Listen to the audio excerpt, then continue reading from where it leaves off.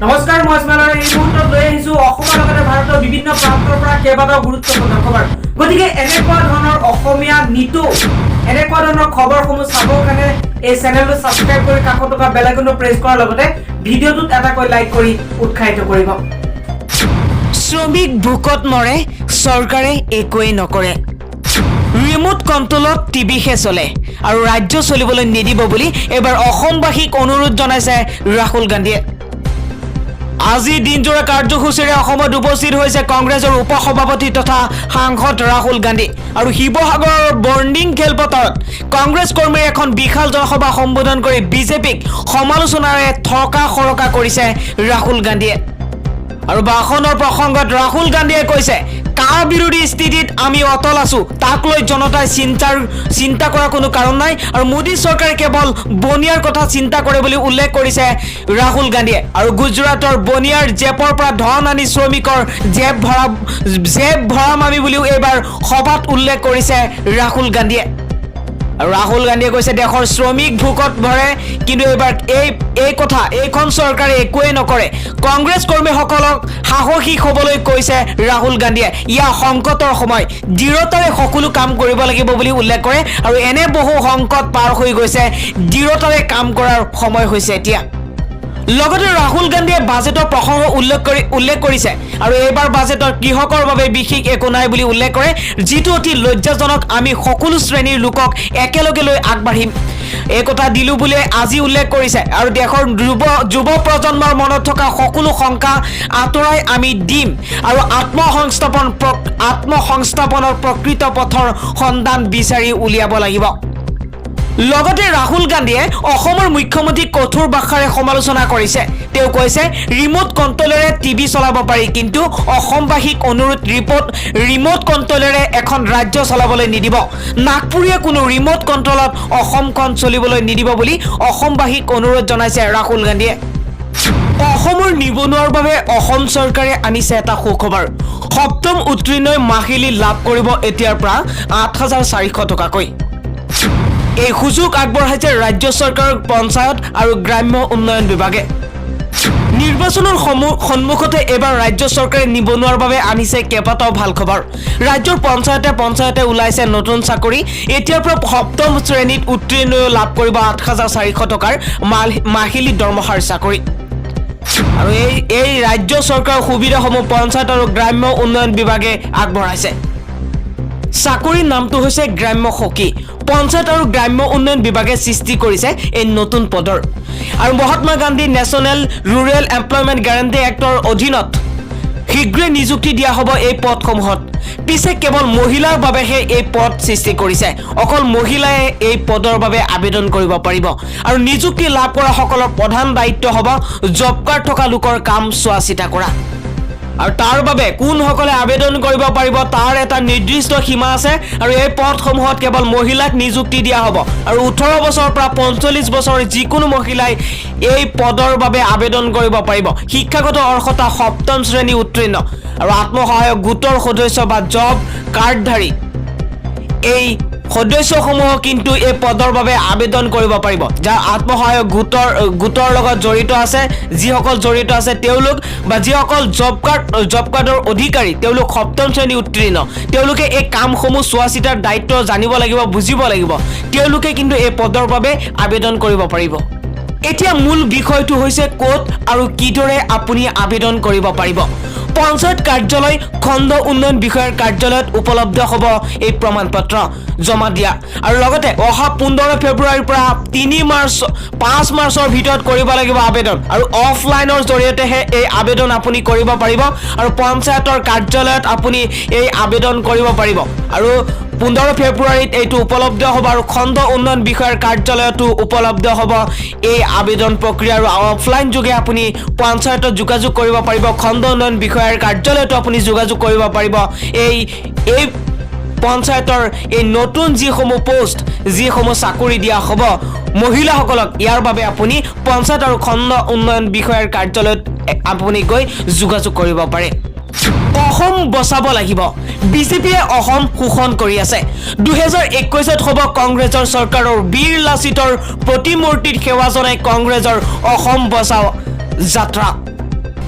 লুইতৰ পাৰত অসম প্ৰদেশ কংগ্ৰেছ কমিটিৰ গণসংকাৰ অনিয়ম দুৰ্নীতিৰ বিজেপি চৰকাৰক আমি উফৰাব লাগিব সেয়েহে বীৰ লাচিতক শ্ৰদ্ধা জনাই আমি আৰম্ভ কৰিব বিচাৰিছো আমাৰ যাত্ৰা মন্তব্য সাংসদ গৌৰৱ গগৈৰ 5 বছৰীয়া বিজেপি চৰকাৰৰ কাৰ্যালয়ত অতিষ্ঠ হৈছে জনতা প্ৰতিশ্ৰুতিৰ বন্যা বুৱাই দিয়া বিজেপিৰ দিনত নহল উন্নয়ন দুৰ্নীতিৰ বিৰুদ্ধে শূন্য সহনশীলতা এখন নাটক যেনেকৈ অসমৰ জনসাধাৰণে বিচাৰিছে তাৰ বিপৰীতধৰ্মী কাম কৰিবলৈ আৰম্ভ কৰিছে এই চৰকাৰখনে সেয়েহে বিজেপিৰ বিৰুদ্ধে একগোট হোৱাৰ এয়া এক সময় আহি পৰিছে বুলি উল্লেখ কৰে এই সুযোগ আমি ল'ব লাগিব আৰু 2021ত চৰকাৰ গঠন কৰিব লাগিব এই মন্তব্য কৰিছে কংগ্ৰেছ সাংসদ গৰাকীয়ে নিৰ্বাচনৰ প্ৰাক্ষণত বিজেপি চৰকাৰৰ বিৰুদ্ধে কংগ্ৰেছৰ ইস্তাহাৰ কমিটিয়ে আৰম্ভ কৰিছে অসম বচাও অভিযান কংগ্ৰেছী নেতা ৰকিবুল হুছেইনৰ দাবী বিজেপিৰ দিনত বস্তুৰ দাম হ্ৰাস নহল দাম হ্ৰাস কৰিছে মদৰ ৰাতিপুৱাই মদৰ দোকান খুলিবলৈ দি ৰাজহ সংগ্ৰহ কৰিলে বিজেপি চৰকাৰে লগতে কৈছে এই জনসাধাৰণৰ ৰাজহেৰে চাৰ্টাৰ ফ্লাইটত ভ্ৰমণ কৰিছে ৰাজ্যৰ 2 মুখ্যমন্ত্ৰীয়ে মন্ত্ৰী ডক্টৰ হিমন্ত বিশ্ব শৰ্মাক প্ৰত্যাহ্বান জনাইছে সাংসদ গৌৰৱ গগৈয়ে আৰু গৌৰৱ গগৈয়ে কৈছে বুলেট চাইকেল চলাই অসমৰ মানুহৰ মন জয় কৰিব নোৱাৰে হিমন্তই 500 টকাৰে অসমৰ দুখীয়া মানুহক ক্ৰয় কৰিব নোৱাৰে 2021 নিৰ্বাচনৰ প্ৰত্যুত্তৰ দিব লাগিব অসমৰ জনতাই কাৰণ অসমৰ জনতাই নিবিচাৰে কিন্তু বিজেপি চৰকাৰে একপক্ষীয়ভাৱে এই বলবৎ কৰিলে আৰু এই বাতিল কৰিব লাগিব যদিহে আপোনালোকে এই বিজেপি চৰকাৰক অসমৰ গাদীৰ পৰা নমাই দিয়ে মুখ্যমন্ত্ৰী পদৰ পৰা নমাই দিয়ে তেনেহলে কংগ্ৰেছে আৰু বাতিল কৰিব বুলি প্ৰতিশ্ৰুতি দিলে অসমৰ মুখ্যমন্ত্ৰী সৰ্বানন্দ সোণোৱালৰ এটা মন্তব্য দুৰ্নীতিমুক্ত অসম কেৱল শ্লোগান হ'ব নোৱাৰে তাৰ বাবে নিৰন্তৰ কাম কৰিব লাগিব বিধানসভাৰ অধিৱেশনৰ অন্তিম দিনা মুখ্যমন্ত্ৰীয়ে এই ভাষণ আগবঢ়াইছে বিদেহীমুক্ত অসম নিৰ্মাণ কৰাৰ প্ৰথম চৰ্তটো হৈছে ভাৰত বাংলা সীমান্ত চিল কৰা এইটো এটা ডাঙৰ প্ৰত্যাহ্বান আছিল আপোনালোকে দেখিছে আপোনালোকৰ 15 বছৰীয়া কাৰ্যকালতো ইয়াৰ আগতে আপোনালোকে কাৰ্যভাৰ চলাইছে চুক্তিৰ পাছত কিন্তু এই 48 কিলোমিটাৰ ব্ৰহ্মপুত্ৰৰ বুকুত বাউণ্ডাৰী ৱাল নিৰ্মাণ কৰাটো সম্ভৱ নহয় কাটাতাৰ ফেন্সিং দিয়াটো সম্ভৱ সমাধানৰ সূত্ৰ কি এক লৈ আপোনালোকে অনিশ্চয়তাৰ মাজত আছিল কিন্তু মাননীয় প্ৰধানমন্ত্ৰী ডাঙৰীয়াক যেতিয়া গোটেই কথাটো ব্যাখ্যা কৰা হ'ল সেই সময়ত গৃহমন্ত্ৰী আছিল ৰাজনাথ সিং ডাঙৰীয়া তেতিয়া মাননীয় প্ৰধানমন্ত্ৰী ডাঙৰীয়াই ক'লে তেতিয়াহ'লে টেকন'লজি আনিব লাগিব পৃথিৱীৰ বুকুত আটাইতকৈ উন্নত টেকন'লজি ডেভেলপ কৰা ৰাষ্ট্ৰখনকৈ ইজৰাইলৰ ওচৰত সমাধানৰ সূত্ৰ মাননীয় গৃহমন্ত্ৰী ডাঙৰীয়াক ইজৰাইললৈ পঠিয়ালে তেখেতসকলে বাৰ্তালাপ কৰিলে শেষত ইজৰাইল চৰকাৰে ক'লে যে হয়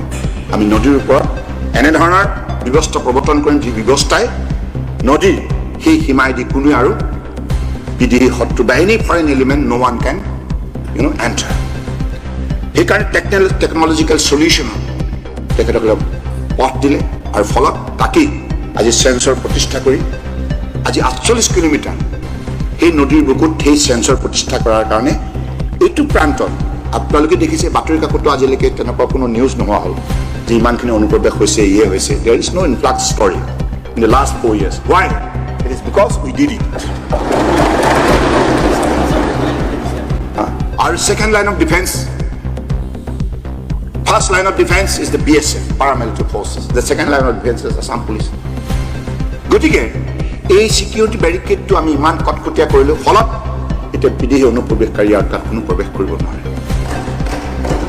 মুখ্যমন্ত্ৰীয়ে লগতে কৈছে আপোনালোকে বেজাৰ নকৰিব অহাবাৰো আমাৰেই চৰকাৰ আহি আছে এটা প্ৰশ্ন উঠিছে মহোদয় মুখ্যমন্ত্ৰী মহোদয় অসমৰ জনসাধাৰণৰ কথা যদি আপোনালোকে নামানে চৰকাৰ জনসাধাৰণে বনাব পাৰে আৰু প্ৰয়োজন সাপেক্ষে চৰকাৰ ভাঙি দিয়াৰ ক্ষমতা জনসাধাৰণৰ হাততেই সময় থাকোতে আপোনালোকে জনসাধাৰণৰ কথাটো মানি লওক জনসাধাৰণে কি বিচাৰিছে সেয়া আপোনালোকে মানিব লাগিব কাৰণ জনসাধাৰণে আপোনালোকক বহাইছে আপোনালোকে যিটো গাড়ীত বৰ্তমান বহি আছে আৰু কাক লৈ বৰ্তমান ইমানেই প্ৰতিবাদ হৈ আছে কিন্তু একপক্ষীয়ভাৱে চৰকাৰখনে কাৰ বিৰোধিতা কৰি আছে আৰু বলবৎ কৰিব লাগে বুলি প্ৰতিশ্ৰুতি দিছে মুখ্যমন্ত্ৰী সৰ্বানন্দ সোণোৱালে কৈছে তেওঁলোকৰ চৰকাৰৰ যোৱা 5 বছৰীয়া কাৰ্যকালত তুলনামূলক খতিয়ান দাঙি ধৰে মুখ্যমন্ত্ৰী গৰাকীয়ে লগতে কয় মই মোৰ চৰকাৰৰ গুণানুকীৰ্তন কৰিবলৈ উঠা নাই কোভিডৰ বাবে কোভিড-19ৰ বাবে আমি 2020 মাৰ্চৰ পৰা ডিচেম্বৰলৈকে কাম কৰিব নোৱাৰিলোঁ।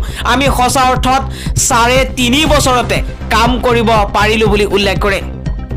মুখ্যমন্ত্ৰীগৰাকীয়ে লগতে কয়, ৰাজ্যৰ কোনো এখন জিলাকেই মই মোৰ ভ্ৰমণসূচীৰ পৰা আঁতৰাই ৰখা নাছিলোঁ। মুখ্যমন্ত্ৰী সকলোলৈ যাব লাগে। দক্ষিণ ছলমাৰৰ মানকাছাৰলৈ মই বহুবাৰ গৈছোঁ আৰু মানকাছাৰতো মই নিশা কটাইছোঁ। এই চৰকাৰৰ দিনত বৰাক ব্ৰহ্মপুত্ৰৰ সকলো লোকেই সমমৰ্যাদা পাইছে। এই কথা কোৱাৰ পাছত বৰ্তমান অসমৰ শিক্ষামন্ত্ৰী ডক্টৰ হিমন্ত বিশ্ব শৰ্মাই মুখ্যমন্ত্ৰী মহোদয় যি কথা বৰ্তমান আৰম্ভ কৰিছে, হিন্দু মুছলমানৰ ৰাজনীতি আৰম্ভ কৰিছে, তাক আপুনি কিবা কৈছেনে? মানকাছাৰ চৰ অঞ্চলক লৈও তেওঁ বিভিন্ন মন্তব্য কৰিছে। শাক পাচলি কেনেকৈ উৎপাদন কৰে তাক লৈ বিভিন্ন সাম্প্ৰদায়িক মন্তব্য কৰিছে হিমন্ত বিশ্ব শৰ্মাই। কিন্তু এই মন্তব্যটো আপুনি মুখ্যমন্ত্ৰী হিচাপে বন্ধ কৰিব পৰা নাই। বাট কিয় মহোদয়? লগতে মুখ্যমন্ত্ৰী সৰ্বানন্দ সোণোৱালে কৈছে, BTAD অঞ্চলত সমগ্ৰ বিশ্বই জানিছিল বোমা বিস্ফোৰণ, অপহৰণ, হত্যাকাণ্ড হয় বুলি। আমি BTAD চুক্তি কৰাৰ পিছত পৰিৱেশ সলনি হৈ গ'ল। লগতে মুখ্যমন্ত্ৰী মহোদয়ে কৈছে, আমি কেৱল আঁচনি লৈ হিতাধিকাৰীক লৈ চৰকাৰ চলাবলৈ অহা নাই। আমি সকলোৰে উন্নয়ন কৰাৰ বাবে চৰকাৰ কৰিছোঁ। মূল্যবোধৰ ৰাজনীতি কৰিছোঁ, কাৰণ মূল্যবোধে সমাজ শক্তিশালী কৰে। ৰাজহুৱা সম্পত্তিৰ ক্ষতি কৰা প্ৰতিবাদকাৰী কৃষকসকলে এই ক্ষতিপূৰণ দিব লাগিব।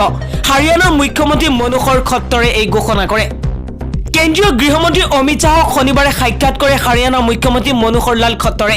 সদনত কেন্দ্ৰীয় গৃহমন্ত্ৰীগৰাকীৰ সৈতে মিলিত হয় তেওঁ আৰু মুখ্যমন্ত্ৰী খট্টৰে কৃষকৰ আন্দোলন, বৰ্তমানৰ ৰাজনীতিৰ লগতে বহু বিষয়ক লৈ কেন্দ্ৰীয় গৃহমন্ত্ৰীগৰাকীৰ সৈতে আলোচনা কৰে। তাৰ পাছতে মনোহৰ লাল খট্টৰে কয়, যিসকল প্ৰতিবাদকাৰীয়ে ভৱিষ্যতে প্ৰতিবাদৰ সময়ত ৰাজহুৱা সম্পত্তি নষ্ট কৰিব, তেওঁলোকে তাৰ বাবে ক্ষতিপূৰণো দিব লাগিব। ইয়াৰ বাবে আমি বিধানসভাত নতুন আইন উত্থাপন কৰিম বুলি উত্থাপন কৰে। ৰাজ্য চৰকাৰৰ পৰা এইবাৰ এটা ডাঙৰ পদক্ষেপ গ্ৰহণ কৰিছে আৰু অৰুণোদয় হিতাধিকাৰীক প্ৰদান কৰা হ'ব ধনৰ পৰিমাণ 30,000 টকা। আৰু এতিয়াৰ পৰা অৰুণোদয় আঁচনিৰ যিসকল হিতাধিকাৰী আছে, যিসকলে 830 টকাকৈ পাইছিল, এতিয়া তেওঁলোকে 830 টকাৰ পৰিৱৰ্তে 30,000 টকা লাভ কৰিব। বহুকেইটা মন্তব্য কৰিছে মন্ত্ৰী ডক্টৰ হিমন্ত বিশ্ব শৰ্মাই। তাৰ ভিতৰতে অৰুণোদয় আঁচনিৰ কথাটো এটা অন্যতম। এতিয়া প্ৰশ্ন উঠিছে যে অৰুণোদয় আঁচনিৰ যি 30,000 টকা দিয়াৰ কথা দাবী কৰিছে, এইটো কেতিয়াৰ পৰা আৰম্ভ কৰিব, কেতিয়াৰ পৰা তেওঁলোকৰ বেংকৰ একাউণ্টত দিয়া হ'ব, কোনটো মাহৰ পৰা দিয়া হ'ব, এইটো সময় এতিয়ালৈকে নিৰ্ধাৰণ কৰা নাই। মন্ত্ৰী ডক্টৰ হিমন্ত বিশ্ব শৰ্মা মহোদয়, আপুনি হিন্দু আৰু মুছলমানক লৈ ৰাজনীতি কৰি থাকিলেও আমি জনসাধাৰণে আপোনাৰ ৰাজনীতিটো বুজি পাইছোঁ। মন্ত্ৰী ডক্টৰ হিমন্ত বিশ্ব শৰ্মাই ৰাতি শোৱাৰ সময়ত লুঙি পিন্ধিয়েই শুৱে, কিন্তু এতিয়া লুঙি আৰু টুপি পিন্ধা লোকসকলক তাচ্ছিল্য কৰে বুলি মন্তব্য কৰিছে প্ৰদ্যুৎ বৰদলৈয়ে। আৰু এইবাৰ ডাঙৰ মন্তব্য কৰিছে ডক্টৰ হিমন্ত বিশ্ব শৰ্মাই। ৰাতি শোৱাৰ সময়তো লুঙি পিন্ধা বুলি উল্লেখ কৰিছে, কিন্তু এতিয়া লুঙি আৰু টুপি পিন্ধা লোকসকলক তাচ্ছিল্য কিয় কৰে? ইয়াক লৈ বৰ্তমান প্ৰদ্যুৎ বৰদলৈ প্ৰশ্ন উত্থাপন কৰিছে। শগুন যেতিয়া মৰিব হয় তেতিয়া বহুত ওপৰলৈ যায়, তাৰ পিছতে তাৰ পতন হয়। বৰ্তমান চৰকাৰখনৰ অৱস্থা প্ৰায় একেই হৈছে। এই বচমাখুৰে আহি এইবাৰ বোকাঘাটত ৰণত পেলাব কৃষিমন্ত্ৰী অতুল বৰাক। বিজেপিয়ে 83,000 কোটি টকা ধাৰ লৈ আগন্তুক নিৰ্বাচনী প্ৰচাৰ পাৰ কৰিব খুজিছে আৰু মন্ত্ৰী ডক্টৰ হিমন্ত বিশ্ব শৰ্মায়ো ৰাতি শোৱাৰ সময়ত লুঙি পিন্ধিয়েই শুৱে বুলি মন্তব্য কৰি এই কথা উল্লেখ কৰে সাংসদ প্ৰদ্যুৎ বৰদলৈয়ে। আৰু ডক্টৰ হিমন্ত বিশ্ব শৰ্মাই কৈছে, এটা সময়ত হিমন্ত বিশ্ব শৰ্মাই বদৰুদ্দিন আজমলক হয় হুজুৰ বুলি সম্বোধন কৰি ভৰিত পৰি থাকে, কিন্তু এতিয়া এই মন্তব্য কিয় কৰি আছে? কাৰণ সন্মুখত 2021 নিৰ্বাচন আহি পাইছেহি। সাংসদগৰাকীয়ে বৰ্তমান চৰকাৰখনৰ কাম কাজক তীব্ৰ ভাষাৰে সমালোচনা কৰে আৰু বৰ্তমান চৰকাৰখনে ধৰ্মান্তৰৰ বিষবাষ্প বিয়পাই চৰকাৰক বহু পিছুৱাই লৈ গ'ল বুলি উল্লেখ কৰে। চৰকাৰৰ মূল লক্ষ্য হ'ব লাগে অসমৰ হিন্দু মুছলমান যিমানবোৰ ধৰ্মাৱলম্বী লোক আছে তেওঁলোকক লগত লৈ আগবাঢ়ি যোৱা। কিন্তু অসমৰ শিক্ষা বিভাগ, যিটো সকলোতকৈ ডাঙৰ বিভাগ বুলি কোৱা হয়, সেই শিক্ষা বিভাগৰ দায়িত্বত থকা মন্ত্ৰী ডক্টৰ হিমন্ত বিশ্ব শৰ্মাৰ মুখতে সাম্প্ৰদায়িক মন্তব্য। গতিকে মানুহ কেনেকৈ শিক্ষিত হ'ব, মানুহে কেনেকৈ এইবোৰ বস্তু বুজি পাব? গতিকে শিক্ষামন্ত্ৰী মহোদয়, আপুনি আপোনাৰ এই বিতৰ্কিত মন্তব্য এৰি দিয়ক। আপোনালোকে যিটো উন্নতি কৰিছে সেয়া দেখুৱাই ৰাইজৰ পৰা ভোট ভিক্ষা খোজক।